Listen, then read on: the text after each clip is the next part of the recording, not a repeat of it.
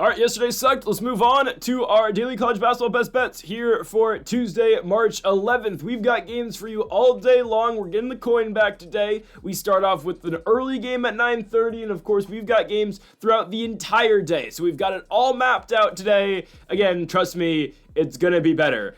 I sure hope. Anyways, folks, before we get into the best bets, make sure to hit that subscribe button down below for more daily college basketball best bets here on the channel. Later today, we will have our NBA predictions out as well. That, of course, comes out at 10 a.m. Pacific, 1 o'clock over on the East Coast. And also make sure to go check out our UFC Fight Night Vittori versus Dolidze 2 predictions. That's on the new channel, Greedo Plays MMA. That is linked in the description down below. Go show some love for that video. Go subscribe to that channel. Go subscribe to this channel. And now, obviously, let's get on to the first of our 5 best bets for today. And we start things off again with that 9:30 tip-off time, 11:30 over in Kansas City, Missouri. We've got the Cincinnati Bearcats and the Oklahoma State Cowboys. We are playing Oklahoma State.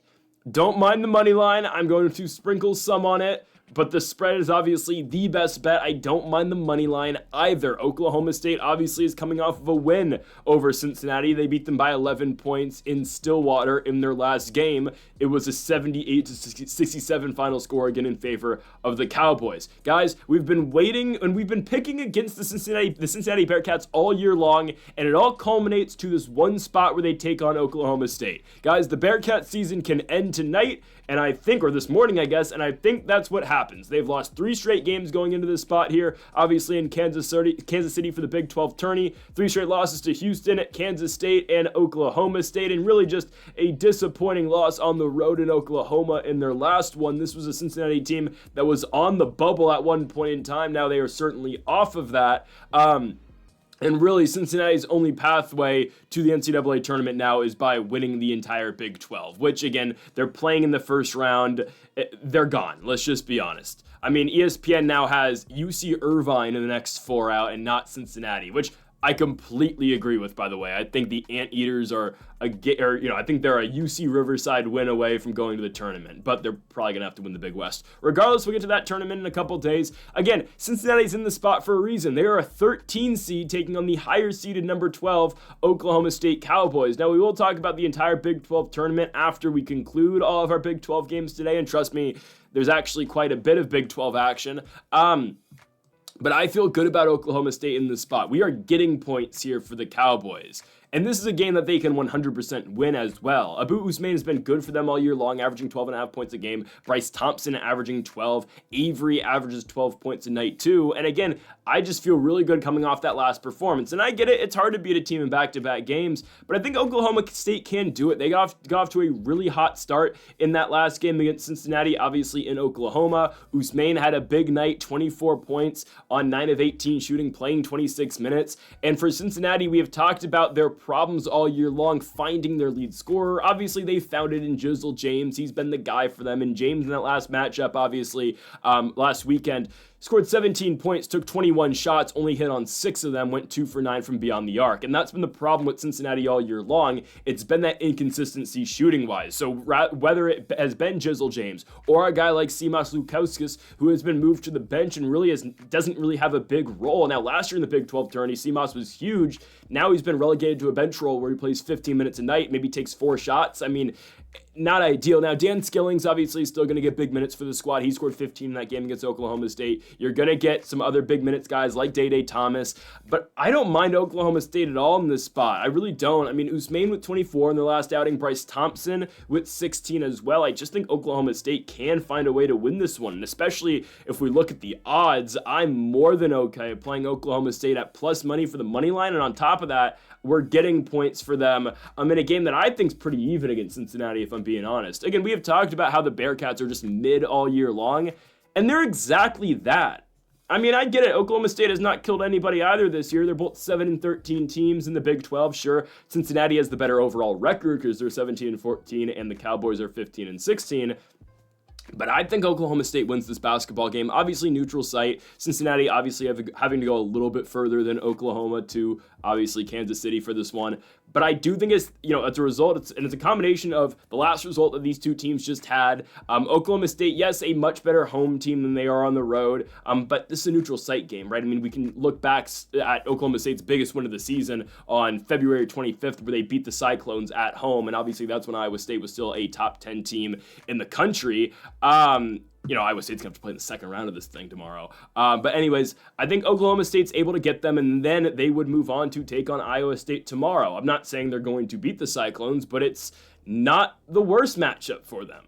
If you have to play one of those next teams, actually, Iowa State's probably the last one you want to play. Probably rather play West Virginia or Baylor. But still, I think the Cowboys get them here. I've always thought all year Cincinnati is so fraudulent. They don't have a consistent scorer. There's no consistency at all with this basketball team, whether it be Skillings, Jizzle James, Seamoss, who has been relegated to a bench spot. I think the Oklahoma State Cowboys get this game. I'm taking them to win. The official best bet is the +6.5, but I don't mind the money line either here for the Oklahoma State Cowboys to kick off the Big 12 tournament. Let's go on to our second game, and we're staying in the Big 12 tourney. Let's now move to Texas Christian versus Colorado. Another game we just saw, but this time around, we're taking TCU. Okay, the last game these two teams wasn't great, right? Colorado blew Texas Christian out the water. We actually included it in our 10 best bets on Saturday. I get it. It was a bad read and it was a bad pick. But this time it's in a neutral site.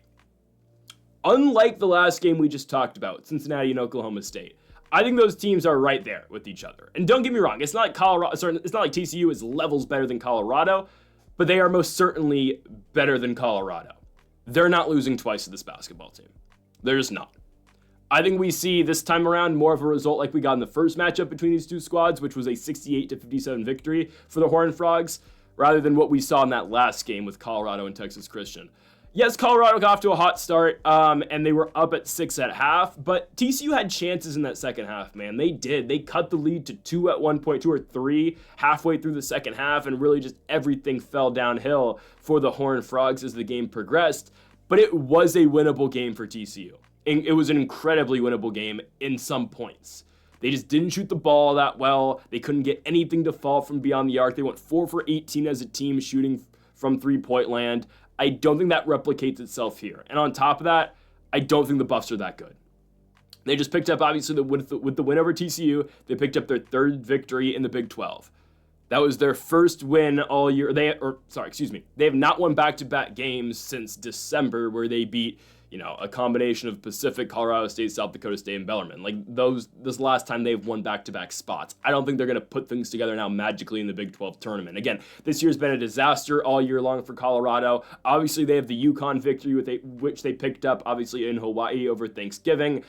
But they're a 12-19 team. Obviously, the only pathway to the tournament for the Buffs, if there is one, is through the Big 12 tournament, where if they can, win the whole thing as a 16 seed, they obviously have to get in. But that's not happening. I don't think the Buffaloes are good enough to win 2 games in a row. Julian Hammond's the lead scorer, right? Jemavowski can give you minutes, give you some really good minutes. Bengo Dak, I've said before, I really like him as a player and as a big for this team. But like I mentioned earlier, this is with Cincinnati, there's no consistency with Colorado. I mean, Colorado and Cincinnati have been the two teams all year long in the Big 12 we have picked against at every opportunity that we've gotten, and here we go, we're doing it again. I think it's a great spot here for Texas Christian. It's a great bounce back spot. This team is much better than how they played in Boulder on Saturday. I know they're coming into this tournament with back-to-back losses against the Baylor Bears and against Colorado, but Texas Christian is a better team than Colorado, and I firmly believe that. Now, I'll be 100% transparent with you guys. My favorite pick in the Big 12 today actually is the last game we're doing in this video, and it's the nightcap in the Big 12, so you probably know what that is, but we'll get to that later on, obviously. But I still like Texas Christian a lot here. You get guys like Noah Reynolds, you get guys like Trezarian White, who had a big game somewhat in that second matchup in Boulder. You get guys like David Punch, like Ernest Uday Jr. I get it. The consistency isn't great with Texas Christian as well. I understand that, but I do think they are just slightly better than Colorado. And partially, too, the reason is I don't think Colorado can win back-to-back games. In general, plus against TCU, I don't think they're able to do it. Again, much different this time around. No college campus, obviously. We're not in Colorado. It's not the Buff senior night anymore. I think this first matchup looks a lot like, this third matchup looks a lot like the first matchup played earlier this season, where TCU just kind of ran away with it. Again, there were just so many missed opportunities for the Horned Frogs in that first matchup, that second matchup. And they still had opportunities to get back in the game. They just couldn't capitalize on those opportunities. I think tonight TCU runs away with it. They are the slight favorites in this game, minus 130 on the money line, minus 1.5 on the spread. You can take either or. Again, if the money line's this close, we usually just recommend taking the money line. I think Texas Christian pulls away from Colorado and ends the Buff season, obviously, with Colorado being a 16 seed in the Big 12 tourney. Texas Christian moves on to tomorrow, where they will take on the number 8 seeded West Virginia Mountaineers. Let's go on to our third best bet of the video, and it is our only mid-major game of the day. Well, I don't know if you're going to count one of our games as a mid-major, but we'll talk about that later. First, though, we go to Boardwalk Hall in Atlantic City, New Jersey for the Sienna Saints and the Ryder Broncs. I like the value here for Ryder. I do. Ryder is 1-0 against Sienna this season. They beat them at Ryder 61-59. Ryder is also coming off 3 straight victories over the likes of Merrimack, Canisius, and then Niagara. Obviously, this is the first round of the MAAC tournament, which can be a very confusing conference. But if I know anything about this conference, it's that Marist is 100% losing their first round matchup to the Mount.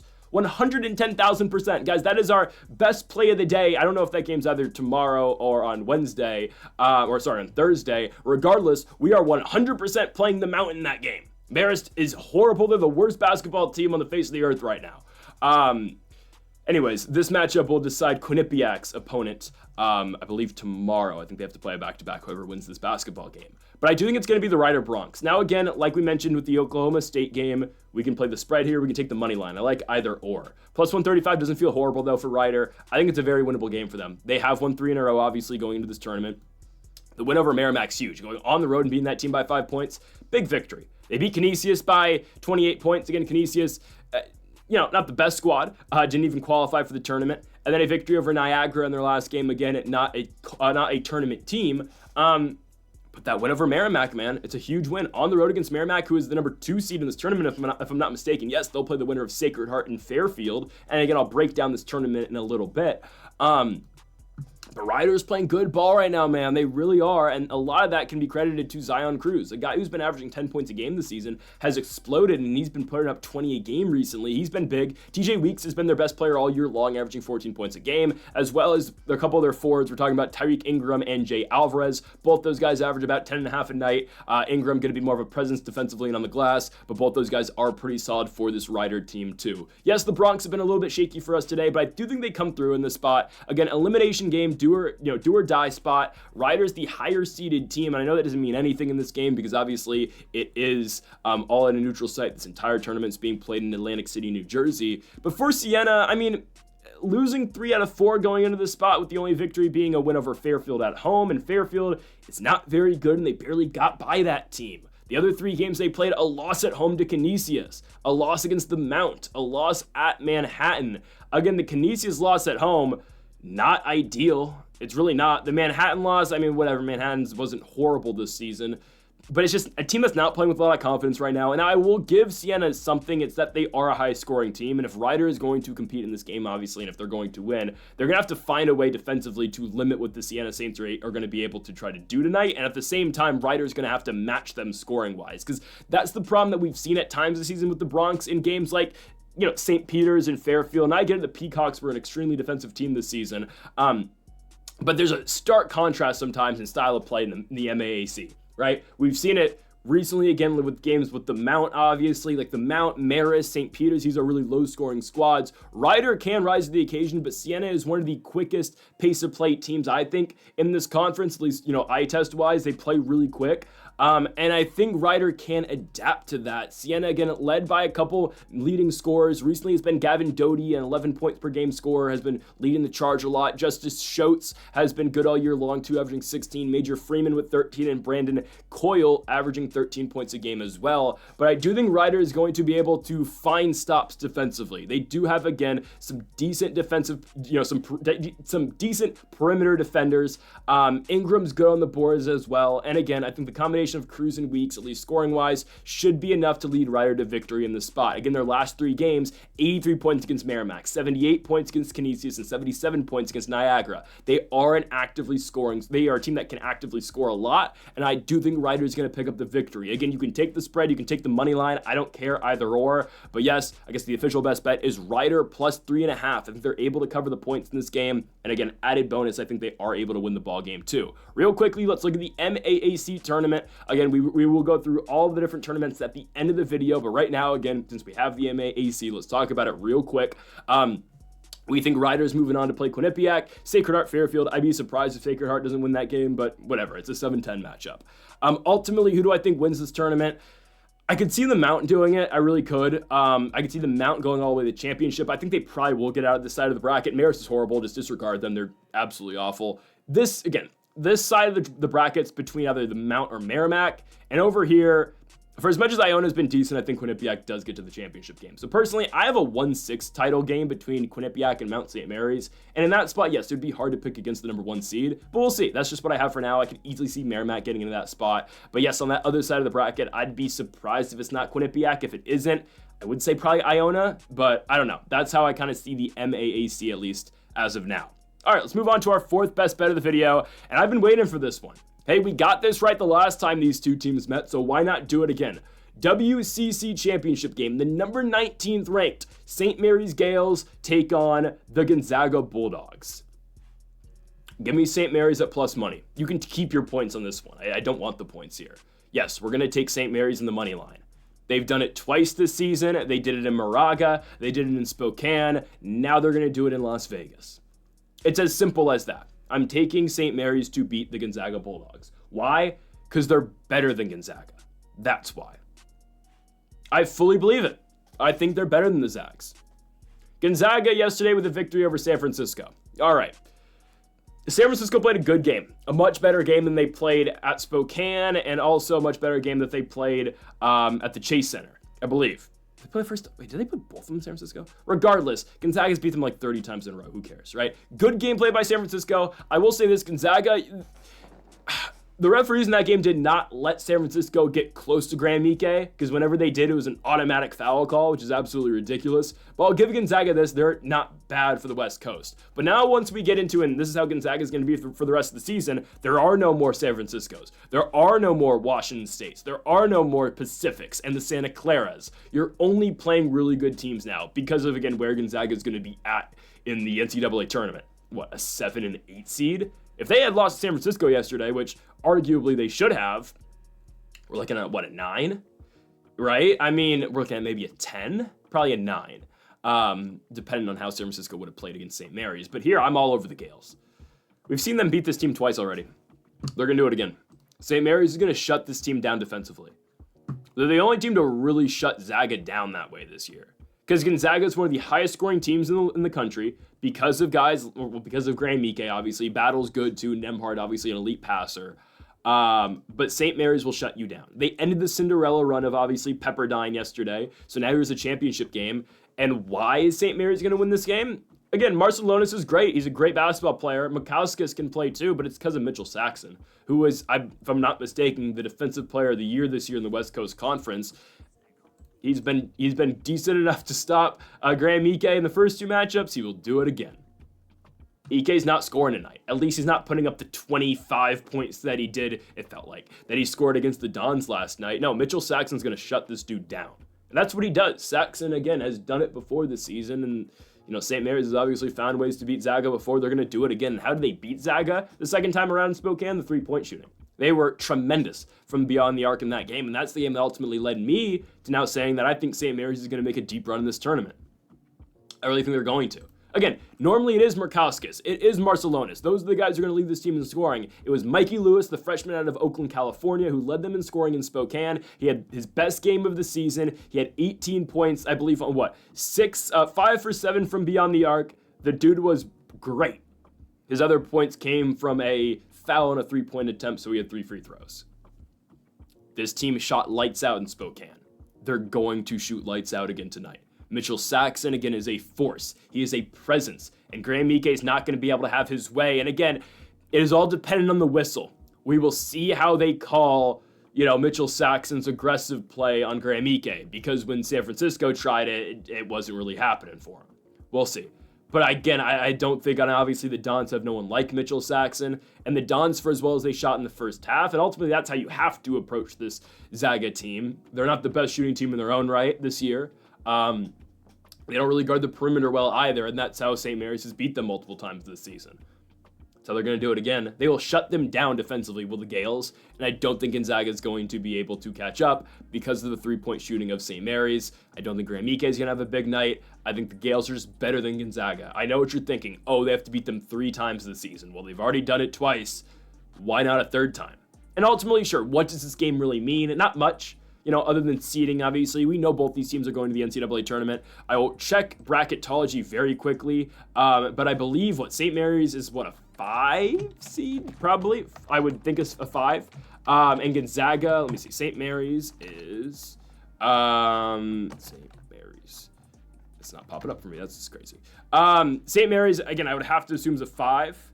They're a 5 right now. They're supposed to play McNeese. Oh, that's going to be a bad game, but they beat McNeese. Even though McNeese can score. Gonzaga's an 8 right now. They'd play New Mexico. Donovan Dent and the guys would beat that team, even though I do expect New Mexico to move up, obviously, because I think they're going to win the Mountain West title or tournament still. Anyways, it's an 8 versus a 5 tonight. I think St. Mary's is the better squad. Give me the Gales to shut down Gonzaga defensively, and they will become the West Coast Conference champions, both in the regular season and in the tournament. They will take down the Bulldogs at plus money. Let's go on to our final best bet of the video. We told you we were going to return to the Big 12, and we're doing exactly that. 6:30. We had our first game at 9:30. Our last game's at 6:30. The Utah Utes take on the UCF Knights. Give me Utah. Utah's better than UCF. They matched up one time in the regular season, a tightly contested game in Orlando, Florida, that was won by Central Florida. Again, a very close game that UCF won by 4. That's fine. And this game is going to be won and lost, I think personally, by the star players from both of these teams. And obviously, we're talking about Gabe Madsen and we're talking about Keyshawn Hall. My one thing about the star players on both these teams, and I'll make this point really quickly, I think UCF's more dependent on Keyshawn Hall, obviously, than Utah's dependent on Gabe Madsen. Again, obviously these two guys are the lead players and the best players for both their respective teams, but UCF is so reliant on Keyshawn Hall to the point where I think if Utah's able to find any stop to Keyshawn Hall, I don't know what happens. I get it, Darius Johnson can hoop too, but beyond those guys, I don't really love this UCF team. They've struggled defensively a lot this season. Again, Keyshawn Hall's been great. Darius Johnson's really turned it up as of late too. 36 against Oklahoma State, 27 against West Virginia. For Keyshawn Johnson, he scored 6 points in the West Virginia game in 36 minutes. Again, they ended up losing that basketball game, scored 18 in the Oklahoma State victory. Again, Darius Johnson was the guy in that game. But if Keyshawn Hall has another game like he did against West Virginia and Morgantown, I do think UCF screwed tonight. And again, I think Gabe Madsen's a great player. I believe I'm pretty sure he's the all-time leading three-point shooter in Utah Utes basketball history. Obviously, Ezra Osar isn't bad either. I think Utah's able to shut them down defensively. They don't got to go to Florida to play this game anymore. And I think that's a big difference, obviously, and by far, right? Neutral site game. They meet in the middle now. They're playing in the Midwest. They're playing in the middle of Tornado Alley. They're playing Missouri's in the Midwest. They're playing in Kansas City. Utah doesn't have to go cross country to play this team anymore. And I get it. Utah hasn't played all that well recently. They've lost 4 of 5. That's fine. At UCF, at Arizona. West Virginia game at home was really close. And then at BYU. And obviously you sneak in the Arizona State win in the middle of all that. But those are tough games. They are. UCF technically has been playing better in their last 5. Again, we talked about the Utah victory. K-State win at home. They go to Texas Christian and lose. Beat Oklahoma State and lose in Morgantown against West Virginia. But this team is so dependent on just 2 players in Darius Johnson and Keyshawn Hall. And I don't think it's a winning formula for playoff basketball because I do think Utah's going to find ways to take them away. And at the same time, I don't mind Utah's offense too. Again, they can get stagnant at points, sure. But Gabe Madsen should be able to get this team going tonight. On top of that, again, Ezra Osar isn't bad. Miro Little had a big game, 21 points in 18 minutes against BYU in their last one. He's a guy, again, who's averaging 5 points a game this season. He's from Finland, if I'm not mistaken, too. Not like that matters, but obviously, again, you're expecting Gabe Madsen to have a night. You're expecting Ezra Usar to have a night as well, and I think Utah is going to do enough to win this basketball game. We look at the odds. The Utes are the favorites, minus 125 for Utah, plus 105 for UCF. Again, yes, I expect Utah to get this one done. I think UCF, and at times, sure, Utah's been bad offensively this season, but at the same time, UCF's not the best defensive team.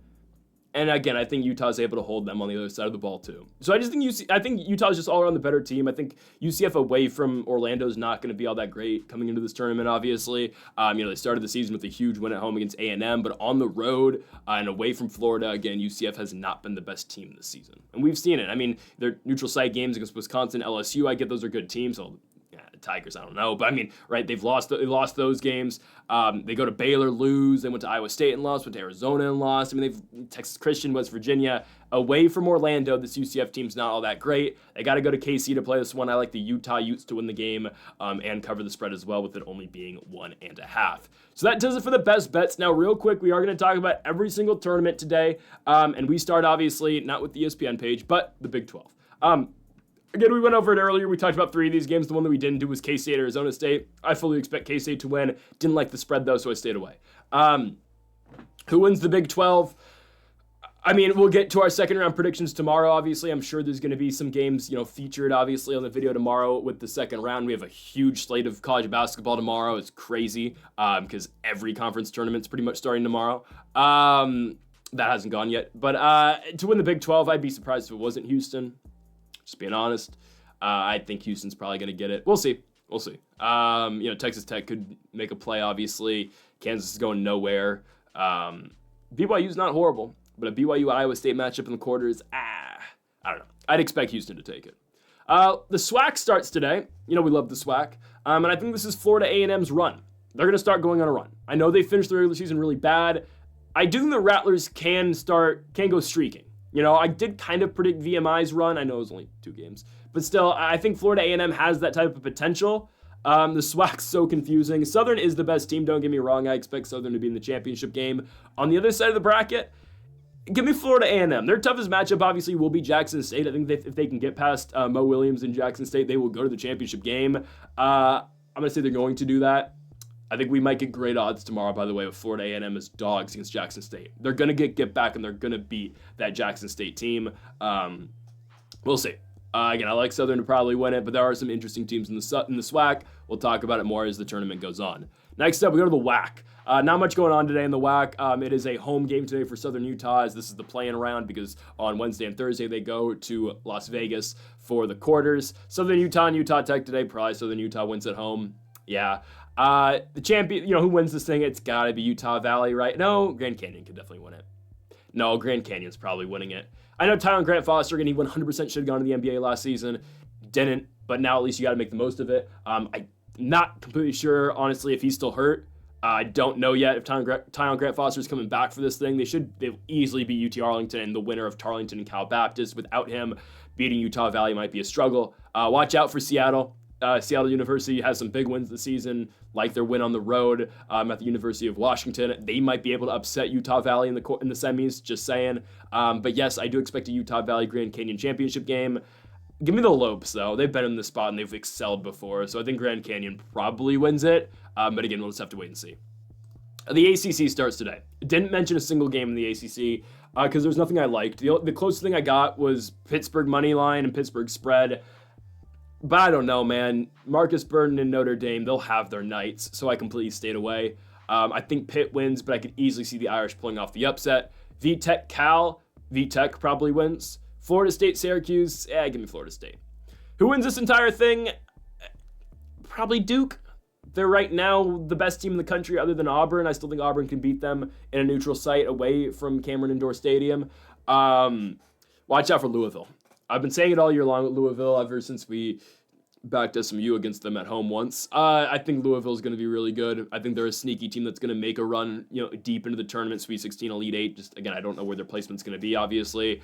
No one's talking about Louisville because the narrative around the ACC is that it's horrible, and that's fair because it's not that good. They haven't had a top 25 matchup all year long in this conference. But I think Louisville's definitely going to go on a run. I'd expect the 1 and 2 seeds to probably be in the championship game. Duke-Louisville championship. Don't be surprised if Louisville pulls it off. Duke's looking ahead of the tournament. This doesn't really mean much to them, right? The rest of the tourney, I don't know, man. We could see a Stanford-Cal matchup in the second round, which would be kind of funny in the Atlantic Coast Conference. But yeah, I think this runs right through Louisville. Another storyline, right? UNC is probably going to have to win 3 games to get in the NCAA tournament here. They'd have to beat Pittsburgh, a team they've split with in the regular season. They would have to beat Wake, who's not going to the tournament, obviously. And they'd probably have to beat Duke, right? So North Carolina has to beat their rivals who they haven't done this year, obviously, to make the NCAA tournament. It's not happening, right? North Carolina has to appear in the ACC championship game to get into the NCAA tournament, unless by some crazy scenario where likely Georgia Tech finds a way to beat Duke. I don't think UNC is getting in the tourney. Next up, we go to the Conference USA. Not much to talk about today. There's only 2 matchups. Sam Houston. That's a weird matchup. I thought about including it today. I laid off it. I was going to pick Sam Houston just because UTEP's lost like 5 games in a row going into this tournament. Sam Houston is on a 3 or 4 game winning streak.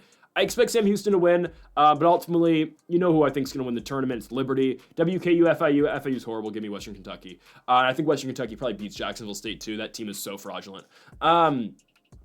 Who's in the championship game? Honestly, guys, don't be surprised if Western Kentucky legitimately makes a run all the way to the championship game and loses to Liberty. I think New Mexico State isn't horrible either, but I just think there's such a clear number 1 in the conference, and it's obviously the Liberty Flames. They've been in this spot before, obviously, and they've excelled going to the NCAA tournament. I get it, they were in the A-Sun back then, but with Darius McGee and company, Liberty is just the most superior team in this conference, and it's not even close. I easily expect them to win this thing. They will outpace everybody, and they'll play better defense than everybody as well. Expect Liberty to win this thing. Don't be surprised either if the number 7 seed in Western Kentucky potentially makes a run all the way to the championship game. But that's where whoever makes it there, rather them or Middle Tennessee, they're going to lose to the Liberty Flames. And yes, I'm completely counting out the Jacksonville State Gamecocks. I don't think they're that good. The CAA. Championship game today. Delaware somehow beat Townsend. Shout out to that one guy in the comment section. I see your comments every day. Who predicted Delaware to beat Townsend? UNC Wilmington, Delaware, guys. This is where the Blue Hens run ends. Let's just be honest. I know UNC Wilmington was in a dogfight yesterday against the Charleston Cougs, but give me UNC Wilmington today. They will destroy Delaware. There's a reason they're a 7.5 point favorite. Don't know if they cover that, but the Seahawks, I've been saying it all year long, the Seahawks are going to the tourney, and they're going to give someone a fight in the first round. Give me UNC Wilmington to win the CAA today.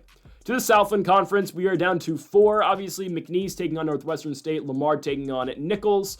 I think Nichols is going to beat Lamar, actually. I think they're going to pull off the upset, and I think McNeese is going to kill Northwestern State. That's not a shock to anybody. Good win yesterday for Northwestern State beating Texas A&M Corpus Christi in a fun overtime game that obviously Nichols was able to beat Incarnate Word in. I think we're going to see a McNeese-Nichols finals tomorrow, and obviously we know who's going to win that.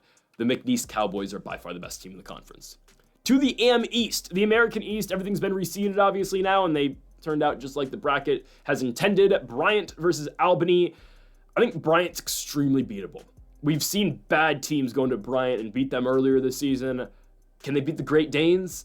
I'm actually going to say no. I think Bryant gets upset tonight. I'm going to go Albany to win the game outright. Vermont, Maine. I'd expect Vermont to win at home, and then Albany would have to go to Vermont in the championship game. Give me Vermont. I don't know. The American East, to me, the entire thing's just a coin flip. Just be honest, guys. Whoever wins this thing's losing in the first round of Duke, or whoever they play. Auburn. Just be honest. Sure, I guess Vermont wins it for now. I'm not big on the American East, if I'm being completely honest with you guys. To the NEC, a fun conference, because how bad the teams are here. Central Connecticut, they're the team that's going to lose to Duke. They'll beat St. Francis. I thought LIU was going to beat that team, but they didn't. It's at Central Connecticut, if I'm not mistaken, right? It's in New Britain, Connecticut. Yeah, I expect Central Connecticut to win this game. They're the best team in the conference. They had a tough game against FDU, but they beat them still. I'd expect them to beat St. Francis, too, at home especially. Yeah. Give me Central Connecticut to go to the NCAA tournament, where, again, I think they're projected to play Duke right now. That'll be fun. Horizon League, championship game. RMU takes on Youngstown State. Upset win for Youngstown State in a horrible basketball game played yesterday. It's really low scoring, really bad over the Cleveland State Vikings. Robert Morris had a tough outing against Oakland. They won. They had to come back from behind and win in overtime. Robert Morris should lay it on Youngstown State today. I'd expect the Colonials to go to the go to the NCAA tournament with a win. And then finally, the Big Sky. We are going to have our championship game after tonight over there in the Big Sky. We've been saying it. Nothing changes. I mean, shout out to Idaho for beating Portland State. The Vikings played one of the worst games I've ever watched yesterday. It's just the most abysmal performance ever. Just disgusting. Then Idaho State, Montana State, it just one-sided beatdown. I told you that was a coin toss for me. Didn't know who's going to win. Nothing has changed. We still know it's going to be a Northern Colorado-Montana championship game, and Northern Colorado is still winning. I hope we get them at close to even money. We'll see. But anyways, folks, that will do it for our college basketball best bets here for this huge Tuesday slate. Trust me, it gets bigger tomorrow on March 12th. But thank y'all for watching our college basketball best bets. If you have not yet, though, make sure to hit that subscribe button down below for more. Make sure to leave a like if you did enjoy the video. Make sure to comment if you do disagree with any of the picks. Folks, thank y'all for watching, and Mamba forever.